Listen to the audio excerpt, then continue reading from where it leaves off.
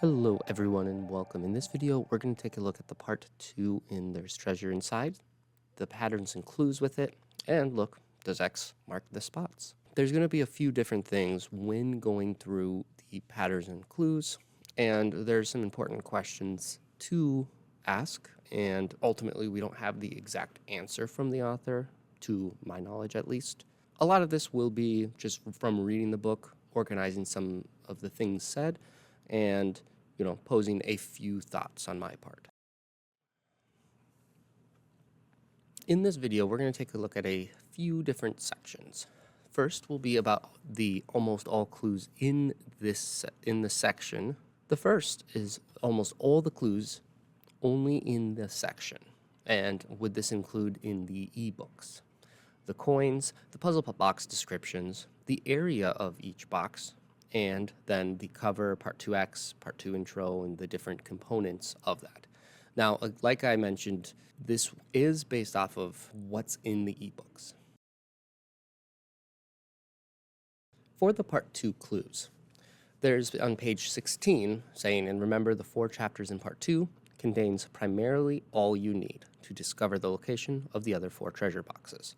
So in that, and this is a big question, would be, does this mean that what is in the ebooks contains the rest of what you need? Or are there some things given from the chapters? I think one of the questions I would pose to John Collins Black would be, is there any advantage or disadvantage to either have like an ebook, specifically one like, say, the Forrest Fenn one, compared to the actual hardcover book? Would someone who has only the one part 2 resources on the ebook be at a disadvantage than having all of the ebooks or having physical book? I'd be curious to see.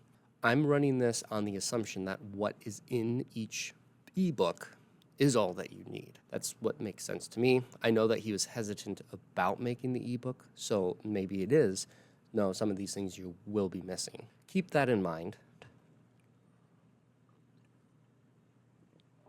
In each of the ebooks, and this is for the part 2 ones, they have the front cover image, which is that big X. There's 1 through 6 that has some blanks. It has the Treasure Inside title, the copyright, and then the dedication section. Then there's page 199 through 202, which has that X in the physical book. The part 2 introduction, that's a few pages. Then it's whichever treasure chapter you have. So if you have the Pokemon box, it would be those specific pages for that.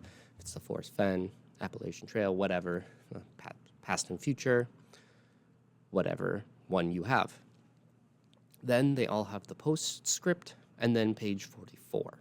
If it is all that you need, like if those extra clues and things are in it, it would be one of these pages. Back cover is not included in it, so I assume that would rule that out, provided that it would be something in these ones. Could even just be something in one of the part 1 chapters as well. It's not a guarantee. It just would make sense to me if you're putting the individual ones out to have all of the additional things that might be needed. Moving on from these pages, we're going to look at the coins of each of these 4 treasures. Now, these were made by Seth Gould, and each one kind of has this, what looks like a line that could be directions to it. Some have speculated this could be state lines, things like that. I know that all of these have to do with whatever metal is being used with it, like, the coloring of it, or the kind of, that's the Pokemon boxes, like puzzle box look.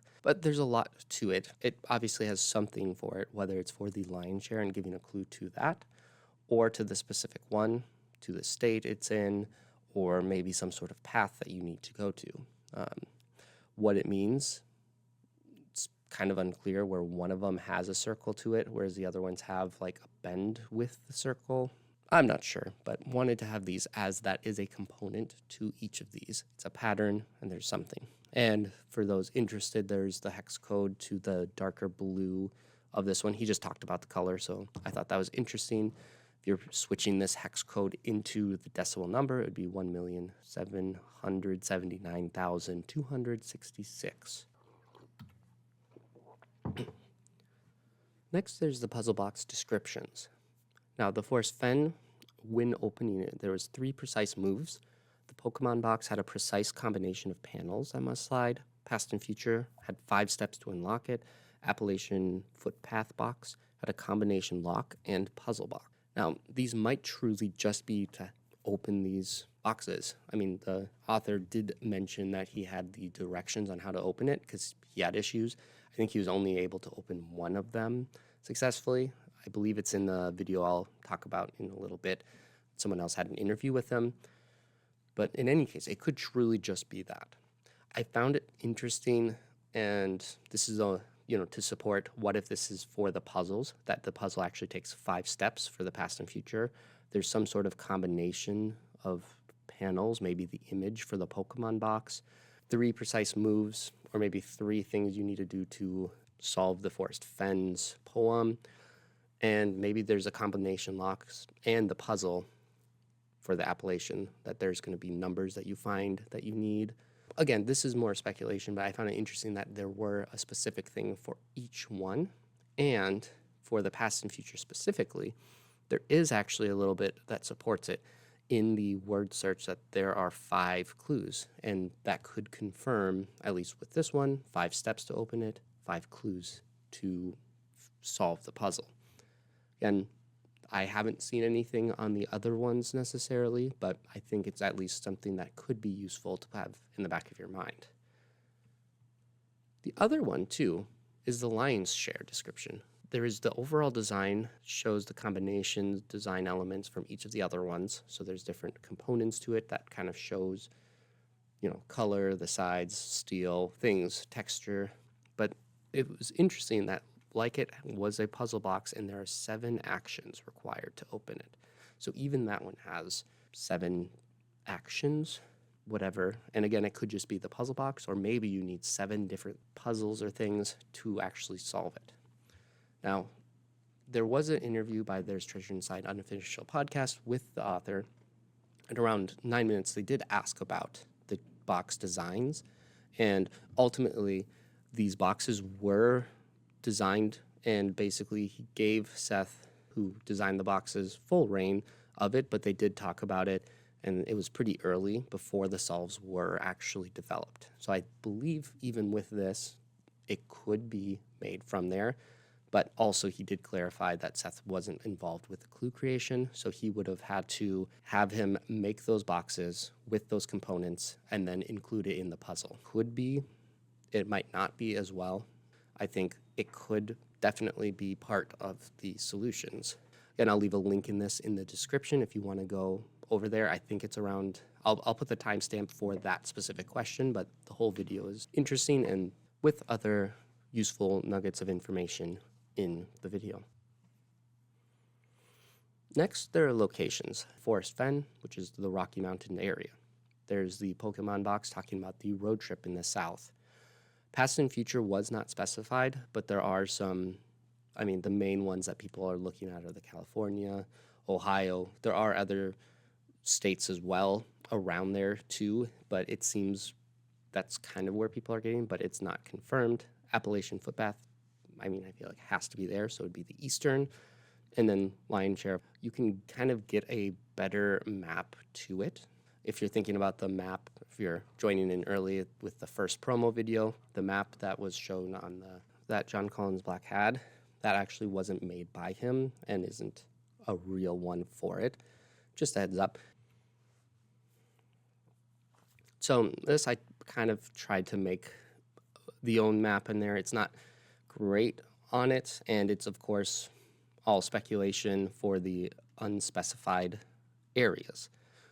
Now, again, for this, the Rockies has this specific area here. I kind of tried to get all creative with it and make it the actual area. This is a little bit larger, but there is one here.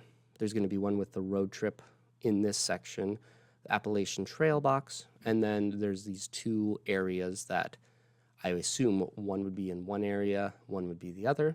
And based off of what a lot of people have been looking at, it seems like California, Nevada, some speculation over here, but just as a whole, it seems the Midwest is a likely candidate for lion share or these ones, but really these three are kind of stuck in these states here.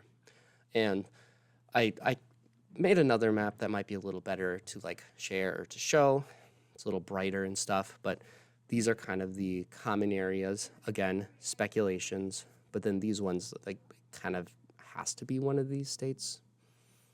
And then these would be some overlap between these two. So again, just thinking about this and the placement, and my understanding is you wanted it so that everyone felt like there's something close.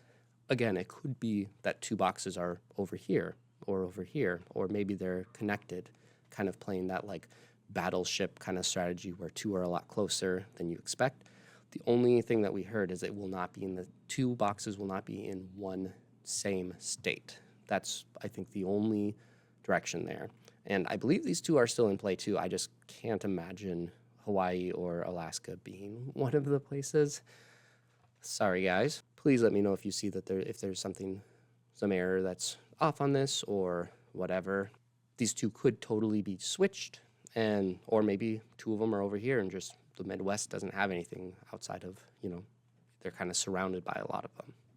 Now, speaking of speculation, I wanted to look into this. And again, this is more a theory. It's again tying back to there's almost everything you need for those chapters are there. And these were two things that were included on all of the boxes. So maybe these have to do with all of the smaller ones, or maybe they don't.